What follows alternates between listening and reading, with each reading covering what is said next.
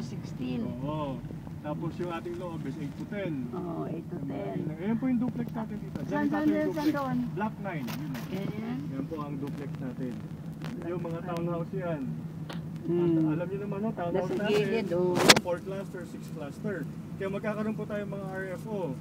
Yung mga Oo RFO nga. natin, yung iba dun po, bare unit. Ang price na balitaan namin is 1.5.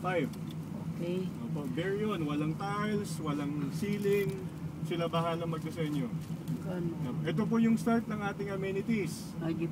Ito po yung rotonda, yung kauna ng rotonda. Pag nakita nyo po sa mapa nyo, makikita nyo, ito po yung start. Ito yung isang hektaryeng amenities. Yan po yung start niyan. Hindi siya ipapadaan. Asa na yung kay Sir na nakuha na raw yung bahay? Baka ginagawa na yun.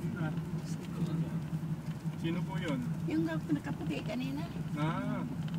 Kaya nakakuha siya? Nakakuha na nga siya dito. Hindi siya nagsabi. Kaya nga sabi niya kanina na gayahin niya. Ayan po. Ayan, perimeter wall po natin dito.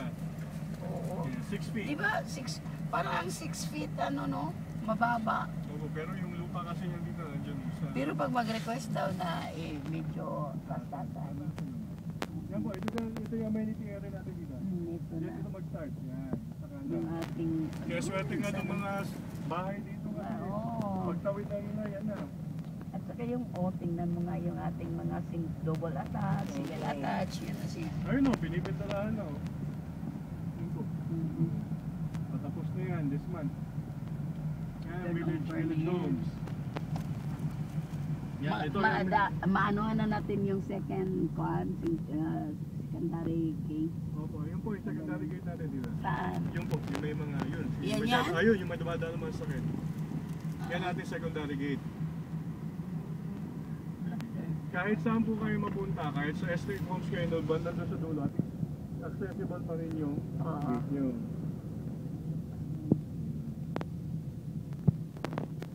Ito na yung end ng ating amenity area. So hanggang ito, yan yung end. Ito na yung pangalawang mga houses na. Houses na po, estate houses na po yan. Tingnan mo dito sa pinaka-kuan yung ating mga estate houses. Yan po, yan ang ating estate house, yan yung malalaki. Hanggang dyan po sa gilid.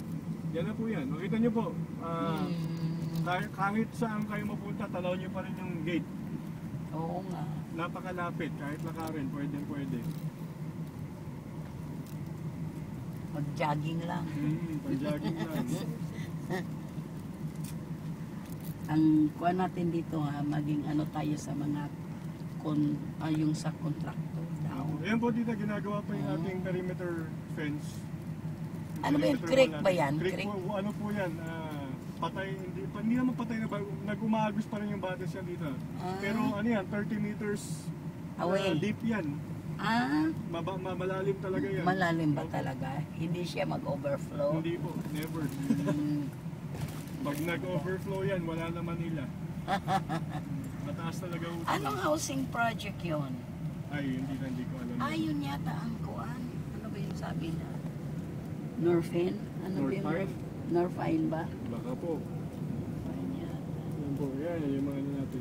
Yan yung dog house. Sa gilid. Pwedeng tool shed. Ito mga houses na to. So nakita nyo po, pag tinayo yung amenities nyo, mas tataas yung value nito. Tapos ang ganda kong tignan, pag natayo na lahat ng bahay, tignan nyo naman.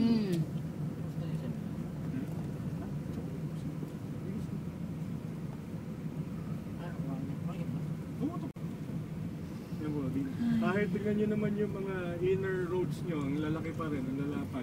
Yan. Yan po, yan yung mga inner. Ito kasi yung yan bang 6 to 8? Opo, yan po. Yan. Malaki dito, malaki pa rin talaga. Kahit mag-double park, makakapasok pa rin sa sakyan. Ayun. Ito, kuha na ba to? 12 to 16 na ba to? Ito. Doon po, yung main road. Yung main road. Pero ito rin, tita. Kasi tatlong avenues yan eh. Tatlong parallel na roads yan eh. 12 yata to. 12 to 16 yung banda doon. Diba? Kailan kayang natin, open house. Eh, tatanong ko dito tayo. Para yung mga anak nilang dalawa nasa States. Naku dito, kahit kung sino man yung attorney in fact, pupuntahin natin, tapos pa-picture na natin, yan natin yun. Pwede, text you lang ako.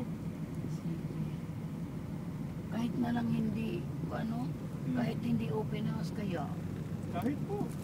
Okay lang sabihin dito. ko sa kanya.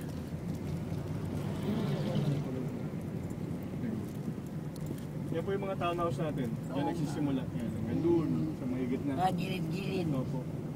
Para hindi paano yan?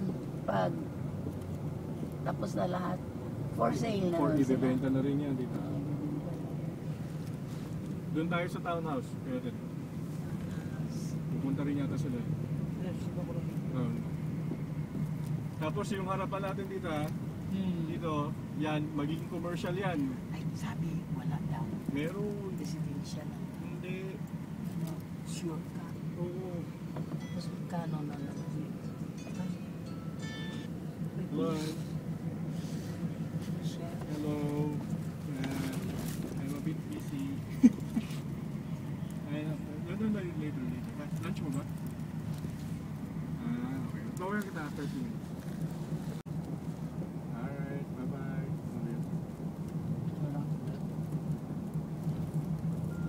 Tayo po sa townhouse. Hindi pa yata nakita yan.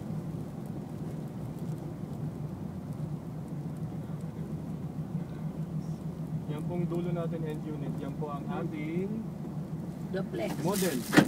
Yung duplex na Yan po model. yung duplex. Pinagdikit na end unit. Anong kino? Dali.